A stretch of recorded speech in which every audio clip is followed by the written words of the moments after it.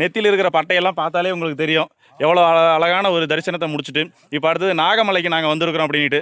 மாதேஸ்வரரை பார்க்கணுங்கிற ஒரு ஆசையில் ரொம்ப சூப்பராக இருக்குது வாங்க. ஆனால் அந்த ஒரு ரதம் இருக்குல்ல, அந்த ரதத்தில் சாமி சுற்றுப்புறம் வருதுன்னா இங்கே வந்தவங்க மாதேஸ்வரரை பார்க்குறோம். அவர் சுற்றி வந்தாருன்னா ஊர் மக்கள்லாம் அவர் பார்த்து தரிசனம், வராதவங்களுக்கெல்லாம் தரிசனம் தராரு. அது என்னென்னா மக்களே, இப்போ எல்லா ஊர்லேயும் எல்லா கோயில்லையுமே பார்த்தீங்கன்னா மூலவர் உற்சவர்னு 2 பேர் இருப்பாங்க.